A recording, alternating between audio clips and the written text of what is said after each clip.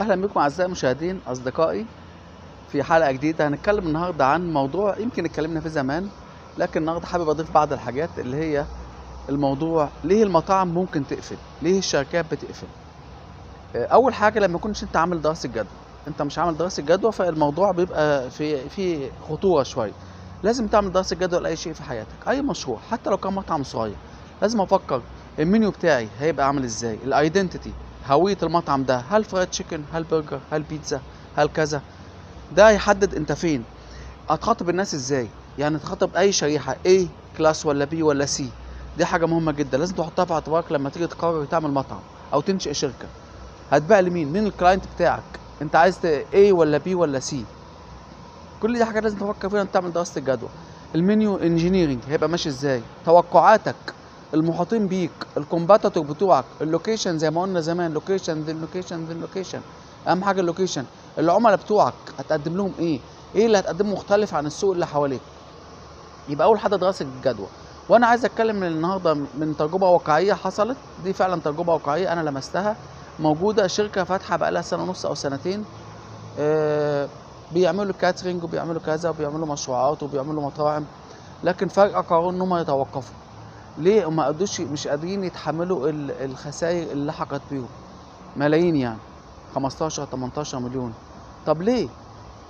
يبقى اول حاجه دراسه الجدوى. تاني حاجه في حاجه بيسموها مايند ستون، يعني انت وانت ماشي في الطريق كده في حاجات علامات بتقول لك انت مبيعاتك ماشيه ازاي، فتحت ايه، حققت قد ايه من الخطه المستهدفه اللي انت فيها، بعت قد ايه، مبيعاتك ماشيه ازاي. للاسف الشركه دي بيبيعوا حاجات كويسه ومنتج كويس وعاملين سيستم عالي جدا، لكن ده زياده عن المطلوب. بمعنى ايه؟ انت عملت سيستم، عملت مرتبات اولا غير دراسه السوق خالص، مرتبات عاليه عن السوق اللي انت بتقدمه، مرتبات الناس اللي عندك اعلى من بره. عملت اداره جدوى، عملت اداره جوده، سوري، كواليتي اشورنس وكواليتي كنترول، مرتبات عاليه جدا عن الموجود. بقى الهيكل عندك كبير قوي، حصل له تضخم. الهيكل حصل له تضخم من كتر ما هو كبير، واللي بيطلع فلوس مكان صغير جدا. فده حاجه مش مطلوبه، دي نظرا لغياب الجدوى. تاني حاجه الرقابه. عملت مكان لازم تعمل له رقابه كويسه، او رقابه في الجوده، رقابه في العماله. بصفه عامه لو قلنا لو كل واحد بيعمل شغله مظبوط 100%، فاحنا مش محتاجين مديرين. فللاسف الهيومن بين كده، البني ادمين كده، كل واحد محتاج اللي يراقبه ويتابعه. للاسف غابت الرقابه، غابت المتابعه، بدات المشاكل تظهر.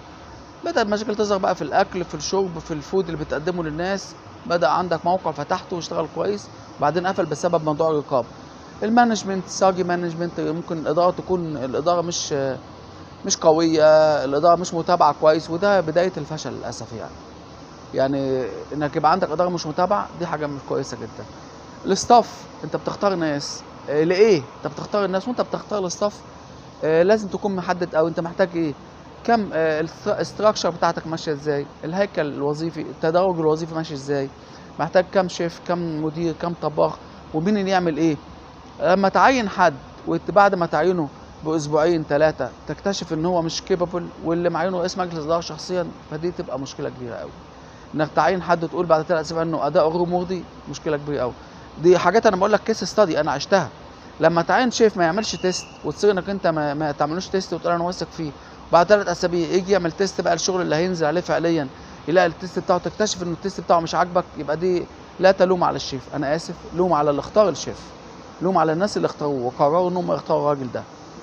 لما تكون مدي للشيف مبلغ وقدره مبلغ كبير، تكتشف بعد اسبوعين 3 انك انت لازم تمشيه، وتمشيه فعلا وتديله فلوسه ومستحقاته كويس، لكن ده سوء اختيار من الاول. سوء اختيار انك اخترت حد، لا مفيش حاجه اسمها شيف هيمسك شيف عمومي في مكان ما يتعملوش تيست، لا يتعمل له تيست. اذا كان اي حد هو تحت ال3 شهور، تحت فتره تجربه واختبار. يبقى دي كلها عوامل: غياب دراسه الجدوى، غياب الرقابه، انك تحط شخص في غير موضوع، انك تعمل تضخم المرتبات بتاعتك، ده شيء مش مطلوب خالص، بالذات لو انت لسه بادئ مشروعك. تحط مرتبات عاليه اوفر عن السوق كله حواليك، لا ده مش من الحكمه يعني. فاسمحوا لي انا بقول ده ليه، مش هذكر اسم الشركه ولا اسم الاشخاص طبعا ابدا، لكن بقوله عشان احنا نتعلم. الغرض من القناه دي احنا بنتكلم في مشاكل السياحه والفنادق والمطاعم، ونتعلم من بعضينا، نتعلم من الاخطاء اللي لحقت بالاخرين. انت في مشروع ده انا اسف جدا، زعلان جدا عليه، لانه خسر 18 مليون جنيه النو تايم في سنتين. ليه؟ لان هو ده غياب الرؤيه، غياب دراسه الجدوى. طب انتوا كنتوا فين يا جماعه لما عملتوا دراسه الجدوى؟ انتوا خلاص يلا هوب 1 2 3 4 بدانا اشتغلنا. طب انتوا فين لما الناس قعدت 7 8 شهور ما بتعملش انتاج وبتاخد مرتبات؟ طب انت كنت توفر المرتبات دي يعني والله يعني في مدير متعين للفاكتوري او الكمثرى اللي معمول من 4 5 ايام، وقرروا فجاه انهم يقفلوا. طب انت جبت المدير ده على اي اساس؟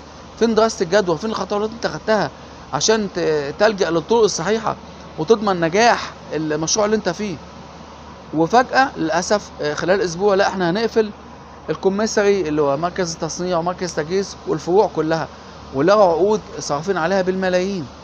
طب وبعدين يعني قالها I will stop the bleeding. ما هو انت why you start the bleeding؟ ليه انت لما انت عايز stop the bleeding ليه بدأت البليدنج ده من الأول؟ لو انت من الأول جبت حد متخصص، شركة كويسة عملت لك دراسة جدوى، وكتير في مصر موجودة الشركات دي، اعمل دراسة جدوى كويسة، جيب ستاف كويس، جيب حد ريكروتر كويس يعمل مقابلات لناس كويسة بشكل مظبوط. ما كانش ده حصل، ما كانش ده حصل الكولابسنج ده او الانهيار ده فجأة. يبقى انت لازم تعمل دراسة جدوى، تشوف مرتباتك among the market، يعني زي السوق ما بتدي مرتبات ولا اكتر ولا اقل. اكتر تعمل تضخم زي ما حصل، واقل هتجيب ناس مش كواليفايد ومش كيبابل للمشروع اللي انت بتبداه. فانت لازم تفكر دراسة الجدوى فين، الكواليتي كنترول فين. في كواليتي كنترول وفي مشاكل في الجودة، طب ازاي؟ وفي موقع قفل بسبب مشاكل الجودة، طب ما الكواليتي كنترول بيعملوا ايه؟ كان لازم يبقى في محاسبة، اكاونتابيلتي. تعالى يا مدير الجودة ازاي الموضوع ده عدى عليك، وتمشيه. انا اسف يعني تمشيه لو هو مش كيبابل، والمساعد اللي معاه امشي اذا كان في مشاكل في الجوده. لا ما ينفعش الامور تمشي بالشكل ده. ما ينفعش في مصر، احنا في القرن ال20 ولا 21 بنمشي بنظام نظريه جدي وجدتي، ان احنا خلاص يلا نبدا بسم الله الرحمن الرحيم وتوكلنا على الله. ايوه توكل على الله وكل حاجه، بس ربنا قال ايه يعني؟ وقل اعملوا فسيرى الله عملكم ان الله لا يضيع اجر من احسن عمل، اللي هي الكواليتي في ورك، مش الورك نفسه، الكواليتي في ورك.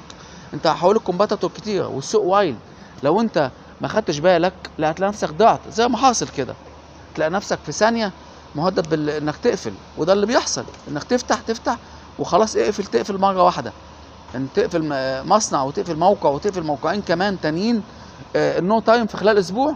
ده في منتهى الخطوره، وفي الاخر الخسران للاسف مش صاحب الشركه بس، معلش، الناس كلها اللي شغاله خسرانه، خسرت وظائفها، خسرت اماكنها، وانت خسرت سمعتك.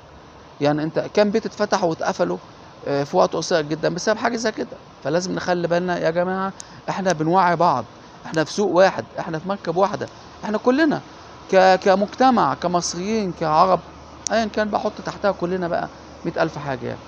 يا رب يوفق الناس كلها وتبقى عامله دراسه جدوى، تبقى مجهز اول مشروعك وحاسبها كويس قوي قبل ما تبدا.